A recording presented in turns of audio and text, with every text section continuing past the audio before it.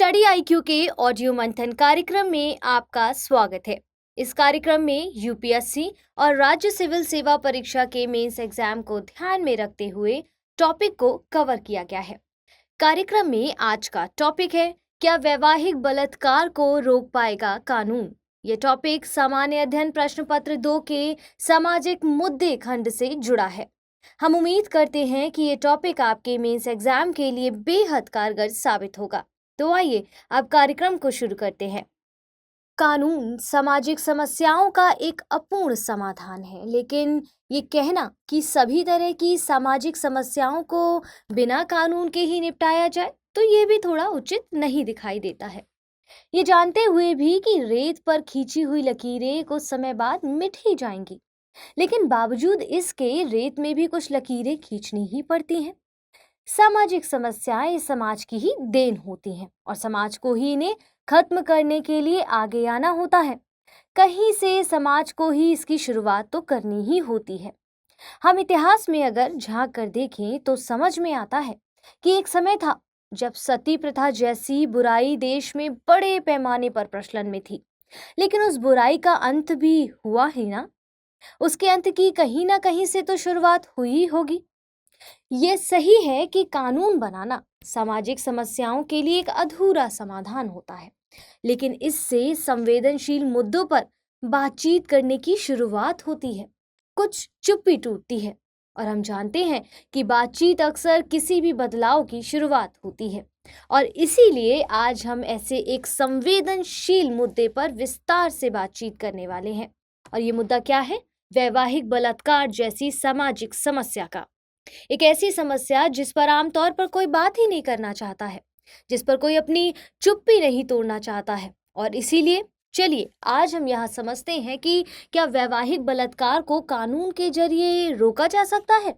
क्या ये भारत की संस्कृति के खिलाफ होगा, या क्या ये विवाह के पवित्र बंधन को तोड़ देगा? इन सभी विषयों पर बात करेंगे, मगर ये समझ लीजिए कि वैवाहिक बलात्कार पहले क्या होता है। डरा धमकाकर, धोखे से या सहमति के बिना बनाया गया गैर कानूनी यौन संबंध बलात्कार कहलाता है। लेकिन जब पति द्वारा अपनी पत्नी के साथ उसकी सहमति के बिना या मजबूर कर डरा धमकाकर यौन संबंध बनाया जाता है, तो इसे वैवाहिक बलात्कार कहा जाता है। मतलब ये है कि वैवाहिक बलात्कार एक पुरुष के द्वारा अपनी पत्नी के साथ शारीरिक हिंसा या सहमति देने में असमर्थ होने पर बल प्रयोग की धमकी के साथ अवांछित शारीरिक संबंध को संदर्भित करता है। यह पति द्वारा पत्नी के खिलाफ हिंसक विकृति का एक गैर सहमति वाला कार्य है, जहां उसका शारीरिक और यौन शोषण किया जाता है। लेकिन सबसे बड़ा सवाल ये उठता है कि उसका फैसला कैसे किया जाएगा कि किसी महिला के साथ वैवाहिक बलात्कार हुआ है, वह भी ऐसे समाज में जहां विवाह को सामाजिक और कानूनी दोनों मान्यता प्राप्त हो, विवाह को एक पवित्र संबंध माना जाता हो। दूसरा सवाल ये भी उठता है कि एक पति और पत्नी द्वारा बनाए गए यौन संबंधों की सहमति और असहमति के मायने क्या होने चाहिए। असल में 5 साल पहले भारत सरकार ने चिंता जताई थी कि वैवाहिक बलात्कार का अपराधीकरण विवाह की संस्था को अस्थिर कर देगा। ये भारतीय संस्कृति के भी खिलाफ है। सरकार ने सर्वोच्च न्यायालय को बताया कि ये एक ऐसा मुद्दा है जो सामाजिक ताने बाने को प्रभावित कर सकता है। इसके अलावा जिन देशों में वैवाहिक बलात्कार को अपराध घोषित किया गया है, उन देशों में भी वैवाहिक यौन हिंसा के अत्यधिक मामले दर्ज किए जा रहे हैं। गौरतलब है कि पूरी दुनिया में जीवन और रिश्ते पहले से ही अत्यधिक जटिल हैं। ऐसे में जीवन को और जटिल बनाने के लिए क्या महिलाएं वास्तव में ऐसे कानून का इस्तेमाल कर पाएंगी? दरअसल जनवरी 2022 में दिल्ली उच्च न्यायालय में वैवाहिक बलात्कार को चुनौती देने वाली याचिकाओं पर 2 जजों की बेंच ने सुनवाई शुरू की।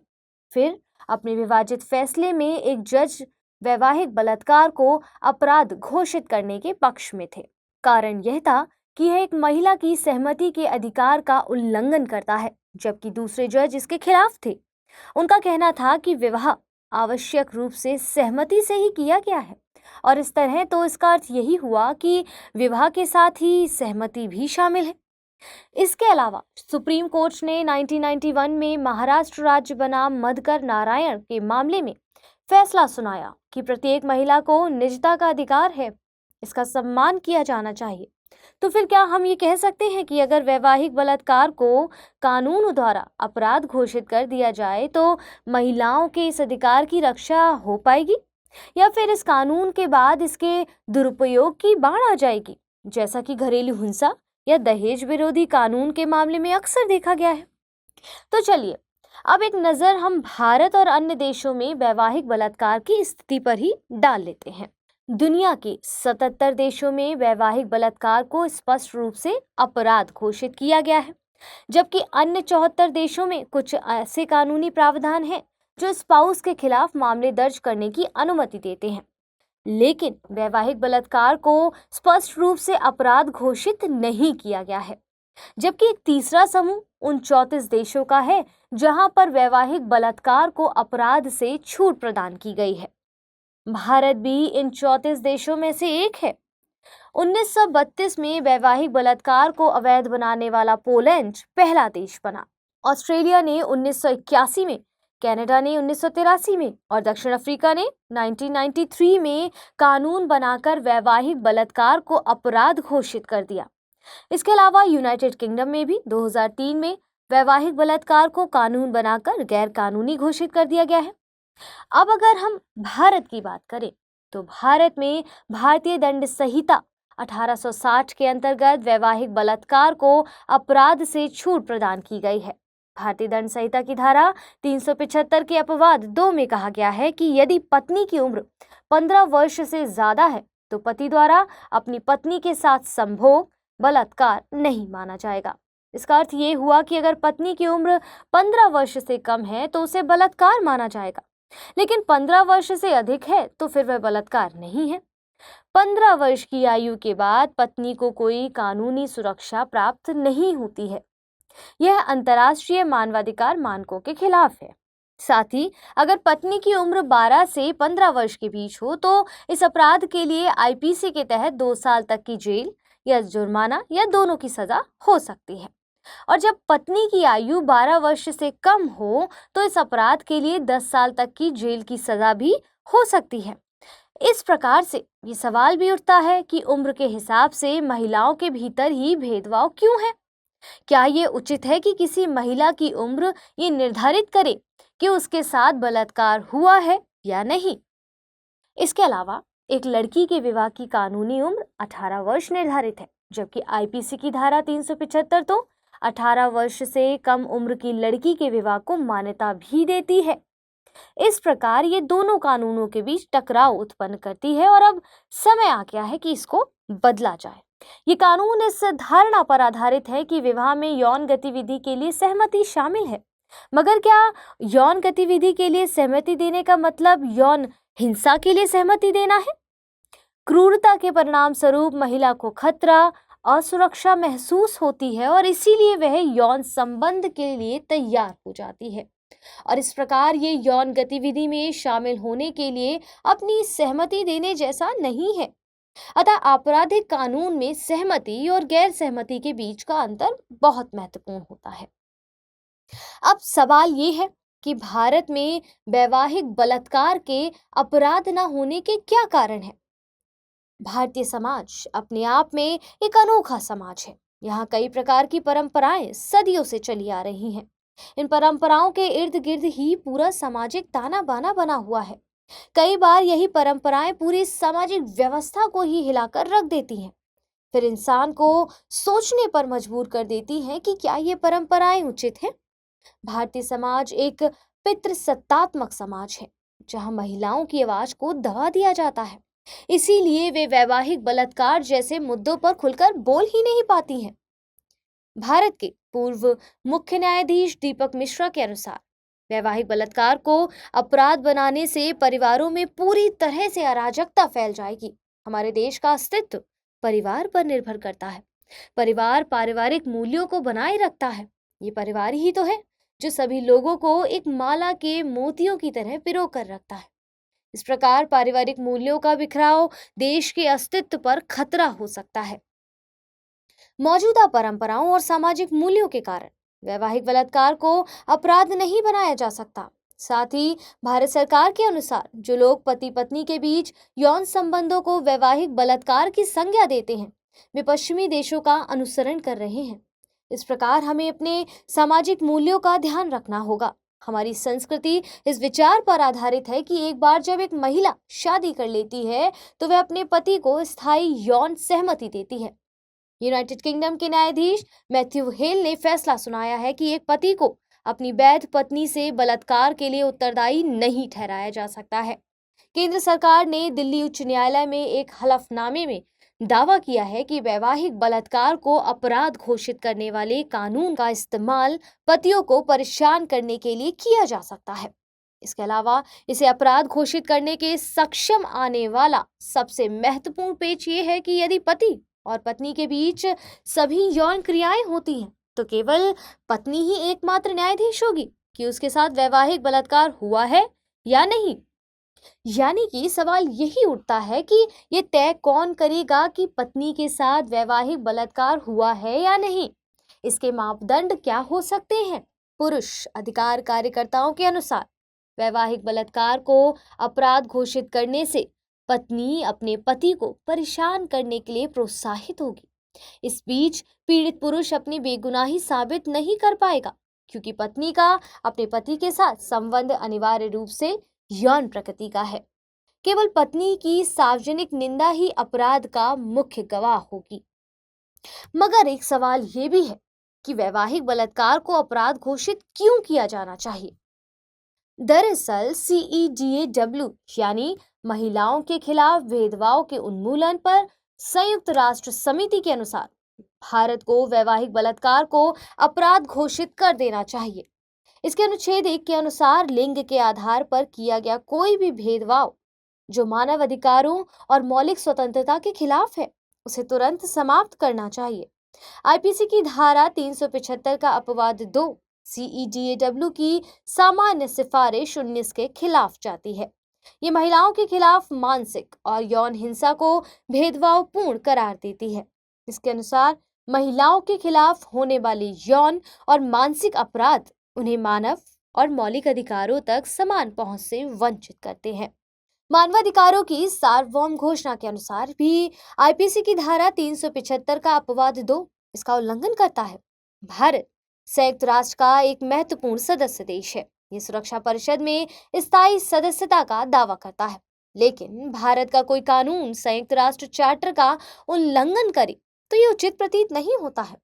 2003 में आयोजित मानवाधिकार आयोग के 59वें सत्र के अनुसार महिलाओं के खिलाफ हिंसा उनके मानवीय और मौलिक अधिकारों का उल्लंघन है। संयुक्त राष्ट्र ने कई मौकों पर वैवाहिक बलात्कार की अनुमति देने वाले कानूनों के खतरों के बारे में चिंता जताई है। विश्व महिला रिपोर्ट के अनुसार UN विमेन ने सदस्य देशों से वैवाहिक बलात्कार को एक अपराध घोषित करने का आग्रह किया है। इसके अलावा अगर कुछ उदाहरणों की बात करें तो एक पति ने अपनी 11 वर्षीय पत्नी को गंभीर रूप से घायल कर दिया। पत्नी के प्राइवेट पार्ट को चोट पहुंचाने का दोषी भी पाया गया। इसके परिणाम स्वरूप पत्नी की मृत्यु हो गई। लेकिन 1890 के क्वीन एक्सप्रेस बनाम हरी माइथी मामले में कोर्ट ने इसे वैवाहिक बलात्कार नहीं माना। टाइम पत्रिका के अनुसार कई महिलाओं ने यह स्वीकार किया है कि उनके पति ने उन्हें ड्रग्स देकर उनके साथ यौन संबंध बनाए हैं। उन्हें आभास तक नहीं हुआ। इस प्रकार ये अपराध नहीं है। क्या इस प्रकार किया गया कुकृत्य वैवाहिक बलात्कार की श्रेणी में नहीं आना चाहिए? सुप्रीम कोर्ट ने महाराष्ट्र राज्य बनाम मधुकर नारायण मजीकर के मामले में किसी के शरीर पर निजता के अधिकार को परिभाषित किया। साथ ही यौन गतिविधि से इनकार करने के लिए एक वेश्या का अधिकार भी स्वीकार किया गया है। पत्नियों को छोड़कर सभी महिलाओं को अपने शरीर पर निजता का अधिकार है, जिसमें शारीरिक संबंध बनाने से इनकार करने और सहमति से इनकार करना भी शामिल है। इसके अलावा सुप्रीम कोर्ट ने न्यायमूर्ति KS पुट्टुस्वामी मामले में निजता के अधिकार को सभी नागरिकों के मौलिक अधिकार के रूप में मान्यता दी है। महिलाओं के साथ होने वाला वैवाहिक बलात्कार भारतीय संविधान के अनुच्छेद 14, 15, 15 के क्लॉज 3 और 21 आदि का उल्लंघन करता है। ऐसे में इसके उपाय क्या हों? आइए इसको समझते हैं।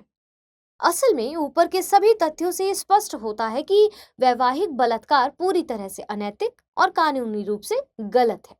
ये बहुत दुख की बात है कि वैवाहिक बलात्कार जैसा एक शर्मनाक अपराध भारत में लगातार हो रहा है।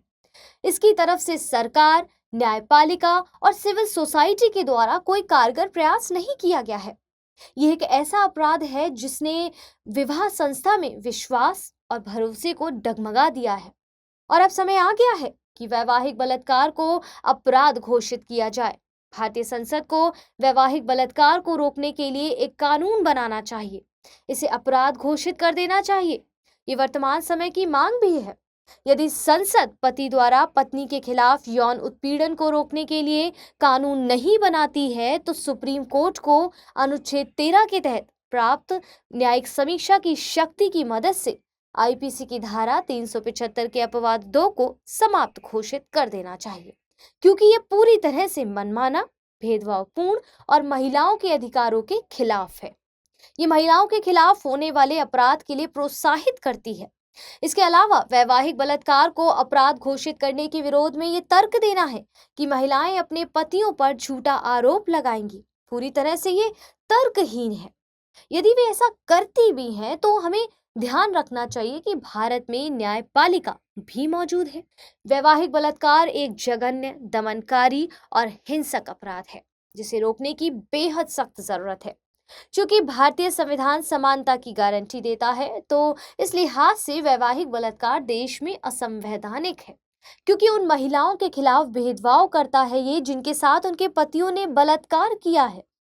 ये निर्विवाद रूप से महिला दुर्व्यवहार का एक गंभीर रूप है, जिसके लिए सरकारी हस्तक्षेप की जरूरत है।